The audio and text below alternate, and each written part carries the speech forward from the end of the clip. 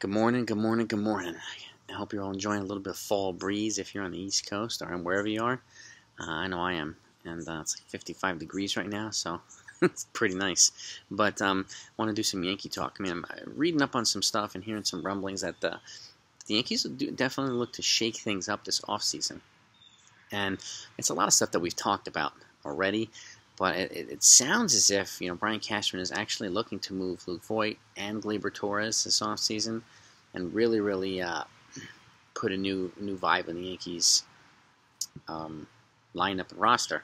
And is also looking to bring in another top-line pitcher to complement Garrett Cole, which is obvious too, and we've been talking about that forever. So, good things. I mean, one of the most interesting names that is being mentioned is Marcus Simeon, and for a couple of reasons. And number one, obviously, he was shortstop. They moved Torres. He's already off shortstop anyway, with Gio at third. But if you move him in a trade, then it allows us to put Gio back to third. Okay?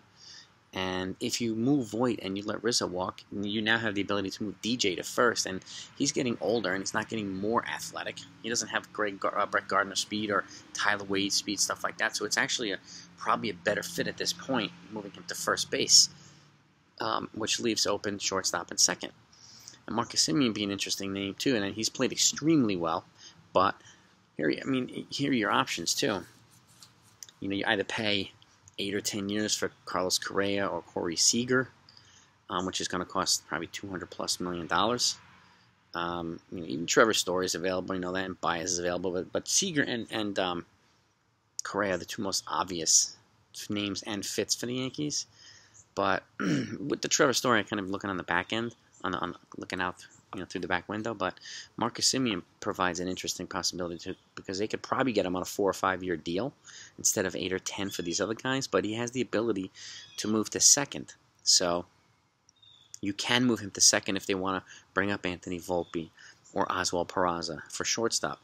I'm hearing Volpe's a more fit for them for second base because of his body type is getting a little bit bigger.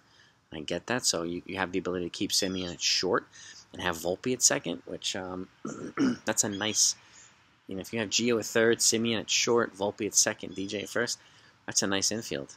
Improved defense, and we've gotten some youth in there. We've gotten some power to replace Torres' old power offense. And we've gotten some new offense there with Anthony Volpe as well. And Gio's kind of in his more natural habitat over third, and DJ is I think a better fit for first base anyway.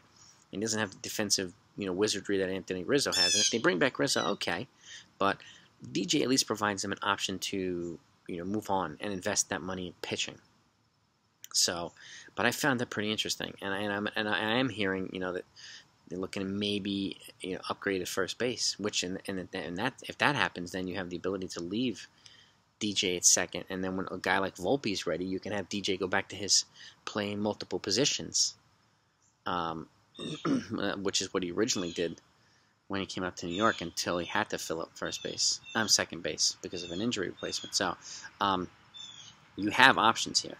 So, and if they get, obviously Matt Olson from the A's is the most logical fit. None of the free agents that are coming up this offseason are a logical fit, but it's going to cost a ton. And there's no confirmation that Oakland actually wants to move him because they're obviously still competitive every year. So, to me, that's an outside. I know I've talked about it too because it's probably the most appealing possibility for Yankees at first base. He'd be a perfect fit. 27, a lefty bat, hit bombs into the right field stands, and playing top-notch defense for first base. Now he's to me is a combination of Tino Martinez and Don Mattingly, so that's to me is perfect for New York. But Oakland's not just going to give him away, especially to a team that they play against in the playoffs. So if it happens, it happens. But Marcus Simeon seems to be the more interesting, more interesting fit here because I don't think he's going to require the length of a contract, and again, which is a good thing because then they can still invest in pitching. He's not going to cost $25-30 million a year. At least I don't think so. He might cost up close to that, but for a shorter period of time, not 8 or 10 years. You're not looking at $250 to $300 million contract.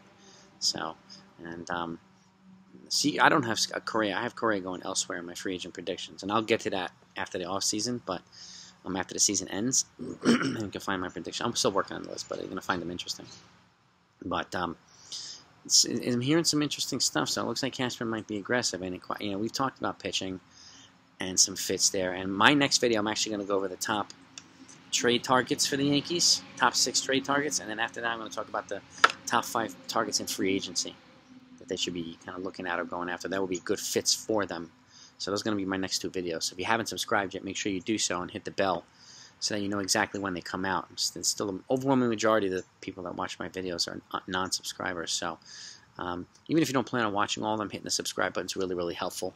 So it's helpful to the channel's growth, and it'll enable me to continue growing this thing and continue to put out content. So I really appreciate it either way. But that's what I'm hearing right now.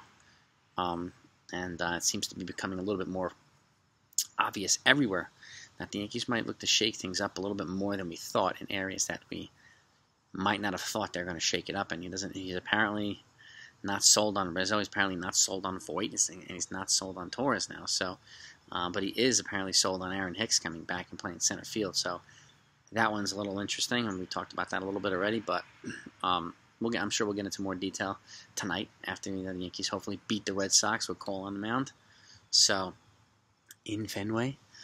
And hopefully they'll take 2 out of 3 to sweep their asses over there. That would be phenomenal. So, but that's what's going on right now. So, give me your insights. What are you hearing? And is it the same thing everybody else is hearing? And I know Simeon talked about hearing it from other people as well. And it's a similar information kind of filtering out everywhere. So, and it seems to be good intel and reliable intel. And generally, Brian Cashman keeps his very tight-lipped about everything. So if he mentions something, then he's kind of probably pretty serious about it. So, but he'll generally be the one to just come in and make the trade and bounce and do something else. So, but like I said too, I think it should be early, to be aggressive and beat people to the punch instead of teams beating him to the punch for players that will be really, really good fits here. So, let's get into it. Tell me what you're hearing, guys and gals.